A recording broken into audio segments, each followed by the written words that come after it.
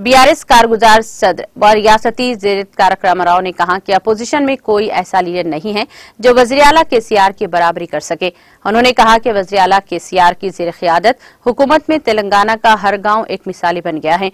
उन्होंने कहा कि मुल्क की 3% आबादी रखने वाले तेलंगाना को 30% कौमी एजाज़ात मिले हैं। उन्होंने कहा कि ये सब वज़ीर आला केसीआर की जानिब से शुरू की गई देही तरक्की से मुमकिन हुआ है। सिलसिला में मुनाकिदा बीआरएस पार्टी के इजलास में बीआरएस कारगुजार सदर व रियासती वज़ीर के तारक रामाराव और बीआरएस कानून साज कौंसल देशीपति श्रीनिवास के अलावा दीगर मुकामी बीआरएस कायदीन ने शिरकत की। इस मौके पर मुनाकिदा बीआरएस के इजलास से खिताब करते हुए बीआरएस कारगुजार सदर व रियासती वज़ीर के तारक रामाराव ने 60 लाख अफराद का शुक्रिया अदा किया। उन्होंने कहा कि 22 साल कब्ल हैदराबाद के पानियों में पार्टी टीआरएस के तौर पर उभरी थी। उन्होंने कहा कि पूरे मुल्क की तेलंगाना तर्ज की तरक्की के खातिर बीआरएस को तब्दील किया गया है। उन्होंने कहा कि सिर्फ टीआरएस का नाम बदला है, परचम और निशान और डीएनए नहीं बदला है। उन्होंने कहा कि केसीआर का मानना था कि नौजवानों का मुस्तकबिल सिर्फ इसी सूरत में बेहतर होगा जब तेलंगाना रियासत तैयार होगा। उन्होंने कहा कि वो तेलंगाना के लिए रवाना हुए, हालांकि इनमें आधी ताकत नहीं थी और जिस्म की ताकत ही नहीं थी। उन्होंने कहा कि इससे कब्ल भी कायदीन तेलंगाना तहरीक के नाम पर धोखा दे चुके हैं, लेकिन केसीआर ही वो कायद थे जिन्होंने ये कहने की हिम्मत की थी कि अगर उन्होंने तहरीक छोड़ दी तो उन्हें संसार कर दिया जाएगा।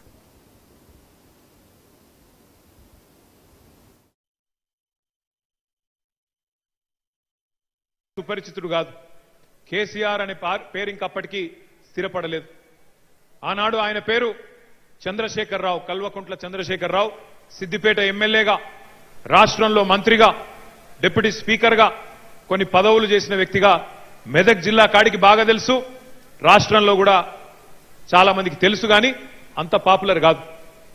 కానీ ఏ రోజైతే తెలంగాణ ఉద్యమాన్ని ఖచ్చితంగా ముందుకు తీసుకొని పోవాలి, తెలంగాణ రాష్ట్రం సిద్ధిస్తేనే ఈ ప్రాంతంలోని యువకుల ఆకాంక్షలు గాని, రైతుల ఆకాంక్షలు గాని, రైతుల కోరికలు గాని, ఈ రాష్ట్రంలోని పేద వర్గాల మరి కోరికలు గాని, వారి ఆశయాలు గాని నెరవేరుతాయని చెప్పి సంకల్పం చేసి కేసీఆర్ గారు ఆనాడు బయలుదేరినరో ఆనాటి పరిస్థితి ఏంది అంటే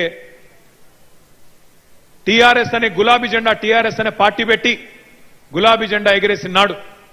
ఆయన ఒక సినిమా యాక్టర్ కాదు, ఆయన ఏమి సినిమాల్లో సుప్రసిద్ధ నటుడు కాదు, సినిమా యాక్టర్ కాదు, పెద్ద భయంకరమైన గ్లామర్తో 100 సినిమాలు చేసి మరి విపరీతమైన అభిమానులను సంపాదించుకున్న నాయకుడు కాదు.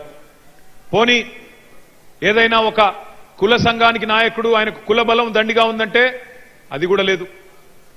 అదేవిధంగా ఏదైనా అంబానీలాగానో అదానీలాగానో ధనవంతుడు, శ్రీమంతుడు, పెద్ద ఎత్తున డబ్బులున్నాయి కాబట్టి విచ్చలవిడిగా ఖర్చు పెట్టి మరి గ్రామ గ్రామాన ఫ్లెక్సీలు కట్టి లీడర్ అయిపోదామంటే ఆ డబ్బు దశకం లేదు, మనీ పవర్ లేదు, మజిల్ పవర్ లేదు, క్యాస్ట్ పవర్ లేదు, మీడియా పవర్ లేదు. రాష్ట్రంలో మొత్తంగా ప్రజల్లో ఒక అపనమ్మకపు పరిస్థితి, ఒక మాయూసి, ఎక్కడికక్కడ నిరాశ నిస్పృహలు, రైతుల ఆత్మహత్యలు, కరెంటు లేదు, తాగుదామంటే మంచినీళ్లు లేవు, పిల్లలకు కొలువులు లేవు.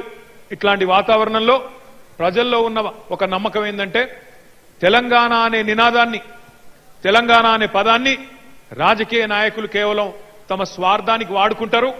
స్వార్థం తీరిన తర్వాత వాళ్ళకు ఒక పదవి వచ్చిన తర్వాత మళ్ళీ ఆ నినాదాన్ని పక్కకు పెడతారు, నినాదాన్ని